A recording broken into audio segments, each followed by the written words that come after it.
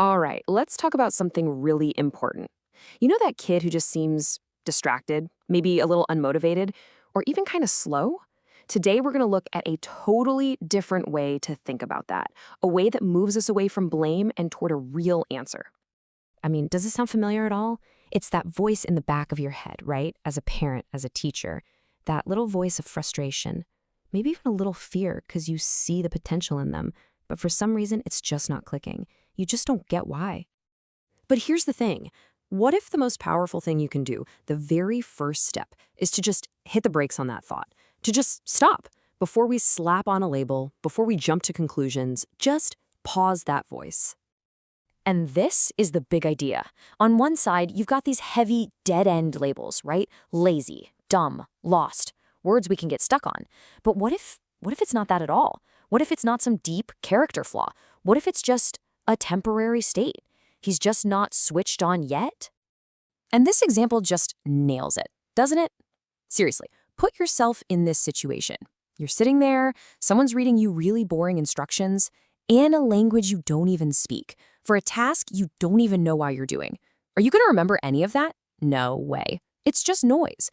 And that's exactly what learning feels like when it has no meaning to you. So that kind of begs the question, right? What happens if we just let it go? If a kid stays in that switched off state and nothing changes? Well, let's take a look at what that path of inaction actually looks like. You know, kids are incredibly smart at adapting. And if they can't actually engage with what's happening, they'll learn how to survive it. They learn to hide, to make themselves invisible so the teacher doesn't call on them. They get really good at pretending to work, shuffling papers, looking busy. And maybe the saddest part, they learn to listen, but not actually hear anything. The wires are just disconnected. And that is the real heartbreaking cost of it all. The real fear here isn't about a bad report card. It's about this quiet tragedy. Looking back one day and realizing that this kid was right there, next to you, through their whole childhood. But their spark, that inner fire, it was never really lit. But listen, it absolutely does not have to be that way. We don't have to just accept that outcome. There is another path. There's a different way forward. And here's where we flip the script.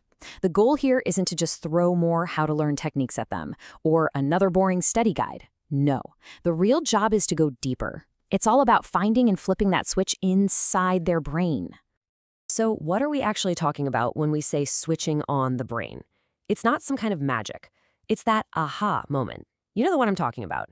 It's the click that happens when some random abstract thing they're learning suddenly connects to their world, to something they care about.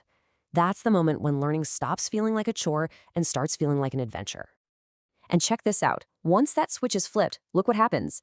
All those things we try to force, memory, attention, thinking, they just kick in on their own. They catch fire naturally because the kid is actually interested. I mean, think about it. You don't have to yell, "Pay attention," at a kid who's totally captivated by something, right? Okay, so when that internal fire finally gets lit, what does that actually look like? What's the transformation? Let's break down what really changes. Well, first, everything changes. And it all starts with the single most powerful force there is: want, desire. All the you have tos and you shoulds, they just disappear. And they're replaced by a simple, powerful thought from inside him. He wants to.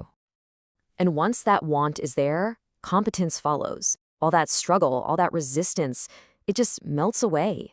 And it's replaced with this amazing new feeling of, I can do this. So he wants naturally turns into, he can. And this right here, this is the foundation for everything. That feeling of competence builds the most important thing of all, self-belief. The idea that he can becomes a rock-solid, unshakable belief. He believes in himself. He believes he can learn, he can grow, he can succeed. And that just leaves us with this one big, hopeful idea to think about. When a kid wants to do something, knows he can do it, and truly believes in himself, the whole conversation just changes. We stop trying to fix a problem we thought was there, and instead we just get to watch the real potential unfold. The question isn't what's wrong with him anymore. The question becomes, who can he become?